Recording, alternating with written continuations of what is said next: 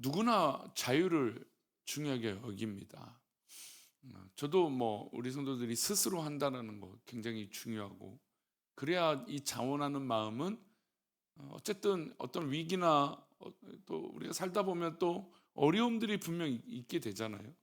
근데 자원하고 이 기뻐하는 마음은 그것들을 끊임없이 끝까지 그 길을 달려갈 수 있게 할 수 있습니다. 아무래도 자녀를 교육할 때 이거 해라 이거 해라 해서 그 아이가 그것을 이렇게 해야 되는구나 깊이 깨닫는 경우는 거의 없죠. 아, 부모님이 시키니까 억지로 하는 것이 얼굴에 보이고 행동에 보이게 마련입니다.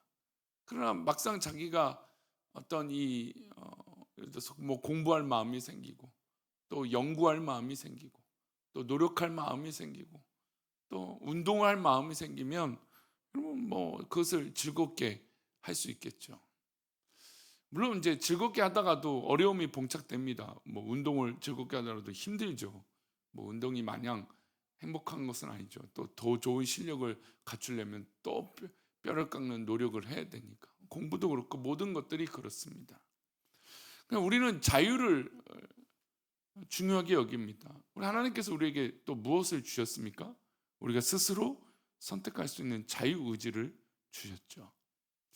근데 이 자유에게는 중요한 이 의무가 따라오죠. 책임감이 있어야 된다는 겁니다. 내가 자유롭게 선택하고 자유롭게 해야 되지만 그에 따른 책임이 분명 고민하고, 또 그 행동을 자유롭게 할지라도 그 행동의 결과에 대해서 자신이 끝까지 책임을 질 줄 알아야 됩니다. 하나님 우리에게 그래서 이 귀한 자유의지를 주심으로 우리가 스스로 선택하여 하나님의 영광에 이르고 또 하나님의 기쁨을 누리는 그런 은혜를 허락하여 주셨다는 거죠. 근데 성경에는 우리에게 그렇게 자유롭게 선택만 하라라고 하는 것이 또 있지 않습니다. 성경을 곳곳에 읽어보면 하나님께서 이렇게 하라라고 하는 말씀들이 있죠. 그러니까 하라라고 하는 것은 선택하는 것이 아니라 반드시 해야 된다라고 하는 말씀들도 종종 나옵니다.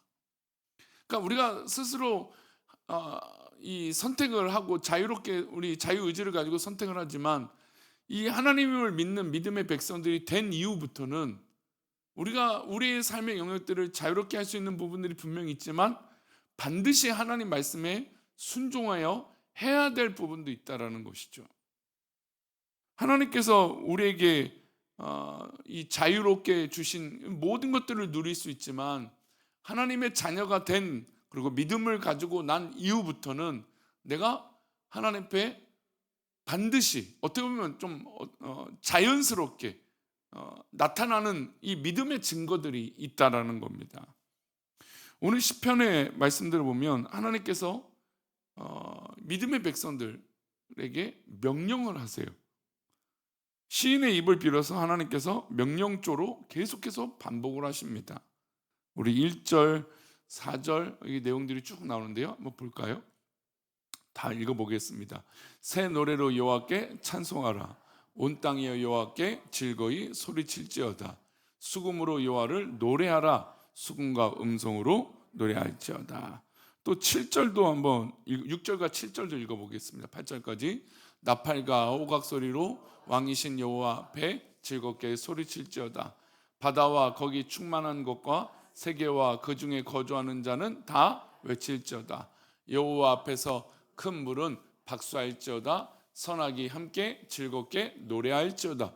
지금 이 말씀들을 보면 물론 찬양이라고 하는 큰 테두리는 똑같지만, 근데 이 마지막 단어들은 어떻게 표현하고 있습니까? 찌어다. 그렇게 하라라고 하는 명령이죠. 찬양을 하라라고 하는 명령입니다. 이런 구절들의 특징은 하나님의 명령이죠. 노래할지어다, 찬양할지어다, 노래하라, 박수하라. 노래 한번 해볼래? 이게 아니잖아요. 노래하면 좋지 않을까? 이런 것이 아닙니다. 노래하라, 찬양하라, 소리칠지어다. 함께 즐겁게 노래하라 라고 명령을 하고 있다는 겁니다. 그럼 왜 하나님은 이렇게 우리에게 명령을 하실까요? 하나님께서 왜 찬양을 강조하실까요? 사실 찬양이야말로 우리가 마음속 깊은 데서 우러나와야 제대로 된 찬양이 아닙니까? 그냥 뭐 우리가 옆에 툭 쳐서 찬양해, 그러면 쑥스럽잖아요. 물론 뭐 우리가 하나님만 보시고 있으니까 쑥스러움은 없겠지만, 근데 이제 갑자기 찬양해 이렇게 해서 찬양할 수 있는 것은 사실 아니죠. 더욱더 내 믿음의 마음에 우러나야 찬양할 수 있는 겁니다. 근데 하나님은 찬양하라 라고 말씀하세요. 1절에도 그 내용이지만 3절 말씀 보면 그 이유가 분명히 나와 있습니다. 왜 찬양하나? 우리 3절 말씀을 볼까요? 1절 말씀도 먼저 보여주십시오. 함께 읽겠습니다. 새 노래로 여호와께 찬송하라. 그는 기이한 일을 행하사 그의 오른손과 거룩한 팔로 자기를 위하여 구원을 베푸셨으며. 새 노래로 여호와께 찬송하라.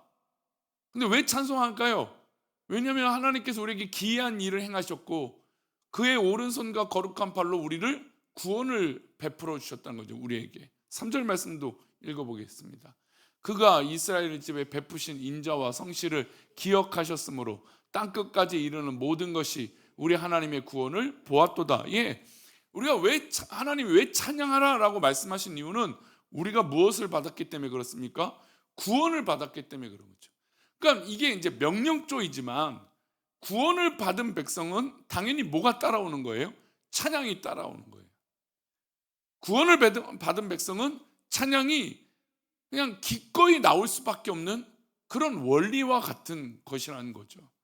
그러니까 구원의 감격과 구원의 은혜가 있는 믿음의 백성들을 증명하고 증거하고 살필 수 있는 방법이 있다면 그의 입술에서 뭐가 나와요? 찬양이 나오는 거예요. 그래서 가끔 보면 야, 정말 저렇게 믿음 생활을 하나? 저렇게 하는 게 맞나? 근데 그래도 가만 보면 그 입술에서 찬양이 나와요. 그러면 그래도 또 성령의 역사하신 찬양이 나오는 거 보니까 저 사람은 우리가 알지 못한 하나님의 은혜가 있나 보다, 그런 생각이 들어요. 근데 반대로 막 신앙이 열심히 해요. 봉사가 막 최선을 다해요. 근데 그 입술에서 감사나 찬양이 나오질 않는 거죠. 그러면 여러분, 무엇이 우리에게 느껴지는 게 하나님 기뻐하시는 걸까요? 우리의 행동의 기준에 볼 때는 부족하고 연약해 볼지라도 그의 입술에서 찬양이 나온다는 것 자체는 이거는 그냥 나오는 게 아니라는 것이죠.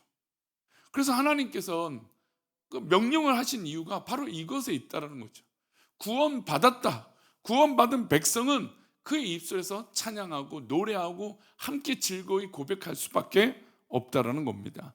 하나님의 구원 역사가 우리 인생에 일어나고 내 삶에 나타나는데 그것을 보고도 우리가 가만히 있을 수 있겠습니까? 구원의 은혜를 깊이 깨달은 자는 당연히 찬양하게 되어 있다라는 것이죠. 구원의 감격이 놀랍고 가슴이 벅차서 우리는 하나님을 찬양하게 되어 있습니다.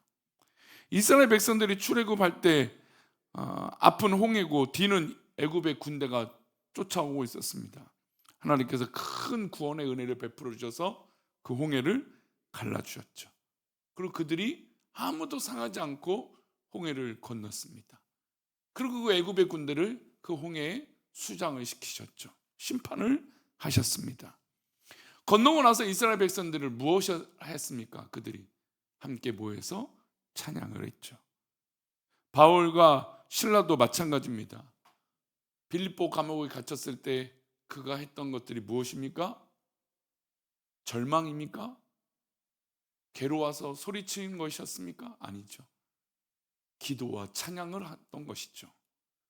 여러분, 하나님의 구원과 하나님의 은혜가 있다면 그것이 어떤 상황이든지 중요하지 않죠. 그것이 하나님의 구원이고 하나님의 역사고 그것에서 하나님을 찬양하게 되어 있다는 겁니다. 상황과 환경과 상관없이 구원받은 백성이라면 찬양은 우리의 몫이고 우리의 의무입니다. 누가 시키지 않아도 당연히 우리는 찬양하게 되어 있고 콧노래로 흥얼거리며 찬양할 수 있는 것입니다. 그런데 구원받은 감격에 살면서도 찬양하지 않는다면 하나님 보시기에 잘못된 인생을 살고 있다는 것이죠. 그래서 하나님께서 이렇게 명령함으로 반복해서 찬양해라, 찬양해라 라고 말씀하고 있는 것입니다. 찬양하지 않는 백성은 겉모습은 구원받은 것처럼 보이지만 내면은 그 구원의 감격이 식어 있는 것입니다. 하나님께서 그들에게 임박한 진노와 심판이 있을지도 모릅니다. 그렇게 또 경고하시죠. 실제로 이 시편의 말씀 가운데 그 경고도 나옵니다. 9절인데요. 함께 읽어볼까요? 그가 땅을 심판으로 임하실 것이미로다. 그가 의로 세계를 판단하시며 공평으로 그의 백성을 심판하시노. 예, 하나님이 심판하신다는 거예요. 하나님의 구원을 고백하고 찬양하고 감사하고 그 구원의 감격으로 살면 괜찮은데, 그렇지 않다면 하나님이 심판하신다는 거죠. 찬양은 구원받은 백성들의 증거입니다. 오늘 우리가 하루를 주 앞에서 찬양하며 또 그 찬양으로 오늘 하루 살아가면서 입술의 찬양이 마르지 아니하고 항상 찬양하는 자가 된 것은 하나님이 우리에게 구원을 베풀어 주셨기 때문에 그런 것이죠. 우리 성도님들, 어떤 상황에 계십니까? 어떤 어려움에 계십니까? 아니면 어떤 처지에 계십니까? 그러나 그 처지와 그 상황과 그 모든 환경보다 분명히 우리 하나님의 구원하심이 우리 가운데 있는 줄 믿습니다. 그렇다면 우리가 하나님의 그 구원하심을 붙들고 믿음으로 하나님만 바라보고 살아갈 때, 또한 하나님 앞에 그렇게 찬양할 때, 여러분, 다윗이 사울에게 쫓겨 다닐 때 오히려 그의 입술에서 뭐가 나와요? 하나님을 찬양하잖아요. 죽음의 위기 가운데 있었던 다윗도 하나님을 찬양하잖아요. 그러니까 우리 가운데 위기와 어려움은 우리의 판단일 뿐이에요. 하나님의 구원은 지금도 우리 가운데 역사하고 계시고 우리 가운데 역사하여 주시기에 우리가 기꺼이 우리 입술에 그 구원에 감사하고 찬양하면 우리의 삶은 오히려 더 풍성한 은혜가 흘러가게 될 줄 믿습니다. 기도하겠습니다. 하나님 아버지, 정말 우리가 우리 삶 속에 하나님의 이 놀라우신 은혜가 얼마나 크고 깊고 놀라운지 우리의 삶의 고백이 되게 하여 주옵소서. 그래서 하나님, 우리가 억지로 하나님을 높이는 것이 아니라 기꺼이 하나님을 영광 돌리게 하시고 하나님을 영화롭게 하고 하나님을 찬양하는 우리의 입술의 고백이 지속될 수 있도록 하나님 우리를 기쁘게 그 찬양의 길로 인도하여 주옵소서. 우리도 그렇게 오늘 하루도 매 순간마다 하나님을 찬양하게 하여 주시고 그 찬양으로 말미암아 나에게 주어진 모든 아픔과 어려움과 괴로움을 그 믿음의 찬양으로 이기게 하여 주옵소서. 더 이상 나에 있는 것이 슬픔이요 괴로움이 아니라 감사요 능력이요 소망이 되게 하여 주옵소서. 우리들을 그렇게 인도하시고 붙들어 주실 것을 믿사오며 거룩하신 예수 그리스도 이름으로 기도 올려옵나이다. 아멘.